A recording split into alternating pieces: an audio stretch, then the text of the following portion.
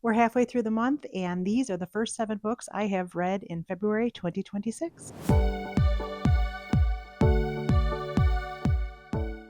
The first book is Time Will Tell from Hannah Bonam-Young, and this is one of those Amazon meet cute second chance romance, just in time for Valentine's Day books that they have on audio as well as in paper or ebook. And it's only 92 pages, about an hour and a half to 2 hours read, depending on how quickly you have your audiobook settings. I chose to use it during my commute to work. So I think it took me 2 days, 30 minutes there and back each way. And I think I finished a little early. So about an hour and a half. I gave Time Will Tell 4 stars. For a rom-com, for a super short rom-com, it was really sweet. I don't even know if it was a rom-com. It was more just a short little meet cute romance. For a very short story, I gave it 4 stars. This particular story was utterly charming, and both characters honestly were adorable. Very sweet story, the definition of short and sweet. So this month I received a bunch of ARCs from NetGalley, and dummy me, I was, for some reason, you want to keep your average on NetGalley about 70 to 80%, just so people are encouraged to send you their books and know that you actually do respond and return them and review them.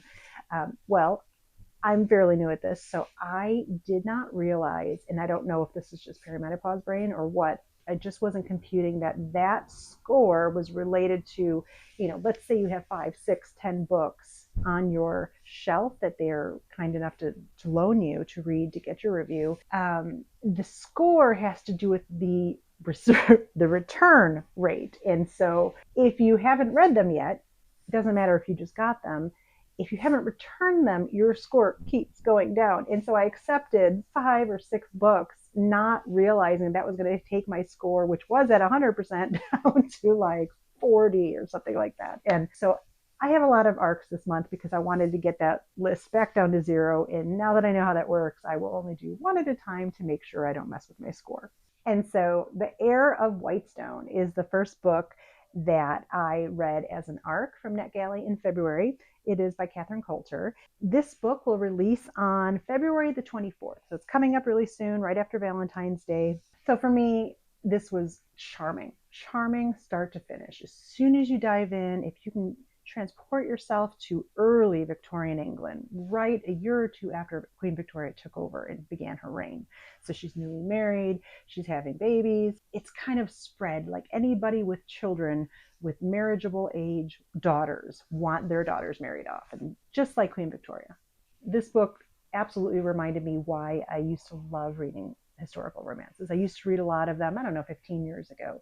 And so this definitely brought me back to that charm and the intrigue and being enveloped by that world. Catherine Coulter has such a way of setting a scene where you feel everything that's going on in the room that these characters are in, the environment. You just have a sense of being there with the characters. I've been a huge Catherine Coulter fan for years, but of her FBI series. She has a series of FBI thrillers that are fantastic, and I've actually read quite a few of them more than once. I didn't realize she ventures into the historical romance categories. I thought her writing of our female main character, Cam, was exactly how you write a strong FMC without making her just insufferable, unbearable, or really annoying. She does it in a way where she can be smart and she can be quick and she can be strong without having that, just sometimes you get a character where you tune out because she's just so unlikable. And this is not the case. She's strong, she's smart, she's witty, but completely likable, and you're rooting for her. She talks a mile a minute, she's sharp as a tack, and well ahead of her time. Alex is strong, he's borderline genius. He's extremely lovable, easy to root for. It's no secret that the first half of the book sets up this whirlwind romance. That's in the blurb, but everything that follows is the journey. Another thing I really enjoyed about the book was that Catherine Coulter wrote in those little details that tie you to the time period. Little things like the well-known story of the rats running around Buckingham Palace when they were switching from candles to gas lighting, train engines, steam engines, things that were really cutting edge at the time. She really pulls those little bits from history to make the story relatable. The Heir of Whitestone has romance, twists, turns, deadly secrets, humor, and honestly, I was just charmed by it all. I'm super grateful to Kensington Publishing and NetGalley for allowing me to read this. And if you love historical romance, give this a try. It's the beginning of a new series, and it looks like it's going to be a good one. Next, with the Meet Cute Second Chance Romance series from Amazon, and Julie Soto with Second Act Romance. And so this is two musical theater co-stars separated by fate reunite for a showmance to remember in a sizzling and banter-filled short story about second chances.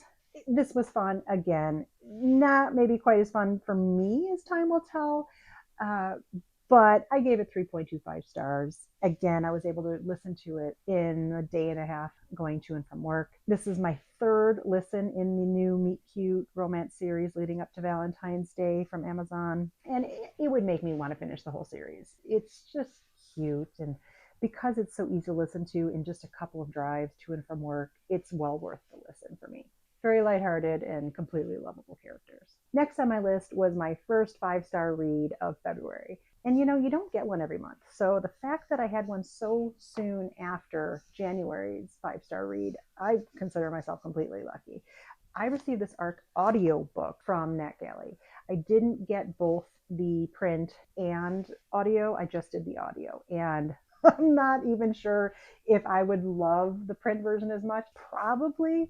But I've seen a few reviews out there that they read the e-ARC, and I don't think they appreciated this book the same way I did, because the narration in the audiobooks is beyond. Like, it is so much fun, and the snark and just you just feel the characters. So my recommendation, I'll probably end up reading this again later in the year in print, but for the moment, I say go for the audio. It was fantastic. How to Get Away with Murder comes out on February 24th, 2026. It is by Rebecca Philipson. This is a debut novel, and so to me, this is an author who has the potential to become a household name. This is just a debut novel. I can't even imagine what future novels are going to be. I was beside myself laughing after this prologue. The gall and the audaciousness and the smugness and the snark of this serial unaliver who is writing this book to do a how-to for dummies guide to serial unaliving. It's just, the premise is beyond, and I enjoyed every second of it because of the snark and the audaciousness and just the absolute gall of this guy thinking he has the right to do this at all. Right away, Denver is dispelling all the myths about serial unalivers, and just the audacity of him pointing out or claiming to be the most successful in the UK ever. This book is darkly funny, quick-witted, clever, and deliciously wicked. This is yet another example of how to write a strong female lead without making her overbearing or annoying or any of those things. She's gone through some stuff, and things that some of us may have gone through, and the way she handles it while still persevering and just toughing through her job and getting it done. And her only concern is to do right by the victim in this case. And she's extremely honorable, but you still also go through her journey and grow with her and heal with her. We have a surprise 4-legged friend who noses his way into Sam's life and refuses to leave, and their relationship and growth from start to finish is probably the only heartwarming aspect of a book called How to Get Away with Murder, but it is a sweet one and it is enjoyable.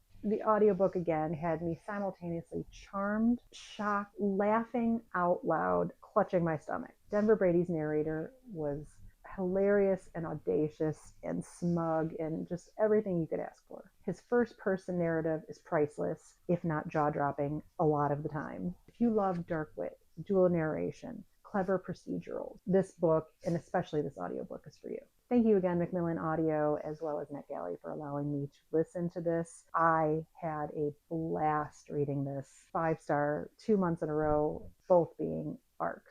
So as far as I'm concerned, given that 2 of my 5 stars out of 3 that I've had this year so far, and I don't give them out easily, have been ARCs, I'd say we're in for a good publishing year. Love You to Pieces by Julie Drennan is my next ARC. Actually, Love You to Pieces by Julie Drennan came out in 2025 in November, but under Book Sirens, they still have this available to read. And so I was able to pick this up. This is a short read. It's only 210 pages on ebook, so it's really quick to get get through. It has an average of 4.09 on Goodreads, which is pretty good. For me, I gave this 4 stars, somewhere in the 3.75 to 4-star range. It was really enjoyable. I don't really venture into the paranormal very often, but it had that warm, fuzzy kind of ghost whisperer vibe. The cover would lend you to think it's more of like a dark romance, and I didn't get that at all. It was a fun, a little bit spooky ride. I was immediately gripped by the story. I immediately felt like I was walking with Taylor, our FMC, and was right there with her the whole time. I was invested. I felt like I was experiencing every twist and turn with her. Reed, our male main character, was very likable. He's got that strong protector roll down. You really get a sense of how much he cares, how much this case weighs on him, the cold case as well as the current. And he has, I would say, an unwavering moral compass. The suspense builds steadily with just the right amount of steam. A little bit of forbidden love, given that she's a victim, he's the detective. The thriller elements kept me guessing till the end, absolutely. And the paranormal aspect, again, I don't lean towards the paranormal, so the paranormal aspect in this was very subtle, and that lent towards being more believable in how you could see something like this happening. Again, think Ghost Whisperer, the old TV show, and guiding souls to the right path, and it had that vibe. I appreciate that the author didn't hit you over the head with it. Again, it was very subtle. It felt like it flowed with the story. After you finish the ride that is this book, you can see where this easily can become a series of these two guiding souls who have been wronged or unalived or something of that nature to the right path. And so, good thrill ride. Has that paranormal element. If you enjoy both, or even if you're just into thrillers, this is not super paranormal where if you're not into that, you wouldn't like it. The thriller aspect as well as the mystery, the story is very, very good. And so I would say if you're into either or both, this is the book for you. The next arc that I received, again, this is arc, is It Seemed Like a Good Idea by Lauren Blakely. And this is going to be a new series, The Darling Springs, book 1. And the release date for It Seemed Like a Good Idea is March 3rd, 2026. This has small town, rom-com, grumpy sunshine, bodyguard, mistaken identity, forbidden romance. It's exactly what you would expect from a Lauren Blakely novel. The small town is so sweet. The secondary characters are completely likable. The grandma's hilarious. Oh, wait till you read her. You can see how this is going to be a series. There's so many characters to build on, so many relationships to build on.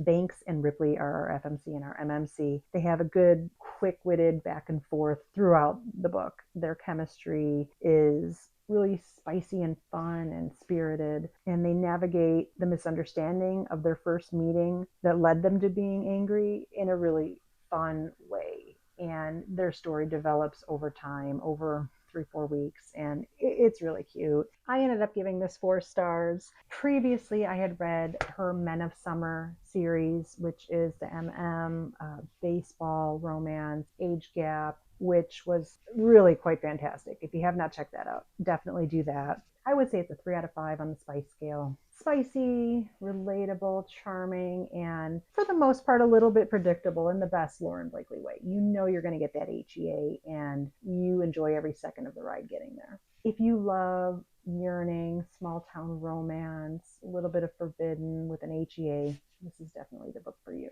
The last book that I just finished is an arc of How to Cheat Your Own Death by Kristen Perrin. The publishing date is going to be April 28th of 2026. This is the 3rd book in the Castle Knoll files. The first being How to Solve Your Own Murder, and the second, How to Seal Your Own Fate. And so this is book 3, How to Cheat Your Own Death. So this is a whodunit. Very well done. Every chapter delivers twists, turns, and just when you think you've got it figured out, they pull the rug out from under you every time. And you keep thinking you know, and you don't. I really enjoyed the dual POVs from the past in 1968 and then the present. The stories progress in a way that one feeds the other. So one chapter feeds what's coming in the next, and you keep going back and forth. And so you're learning with our present day FMC what is happening, what happened in the past to get her the clues she needs to solve what's happening in the present. It's medium pace for the first 80% of the book, where you're moving through the stories of the past with Annie in the present as she slowly uncovers what things had happened that led to what's happening now. And that's right up till the 80% mark, because the last 20% is a fast-paced thriller, action-packed, complete thrill ride from the 80% mark on. It will have you on the edge of your seat in that nail-biting way right up until the final reveal. I haven't read any of the other books in the series, and so this easily can be read as a standalone. Sometimes that is not the case. This is. I'm sure I would have found relevance had I read the other two, but it is absolutely not necessary. Having now read it, and I'm giving it a 4-star review, I will be going back to books 1 and 2, but it isn't necessary if you just want to check this one out on your own. Thank you again to NetGalley and Dutton for allowing me to read this. Highly recommend. Thank you again for joining me this week. I'll check in with you after my tier ranking video for my reads for the second half of February. But for now, thanks and have a great week.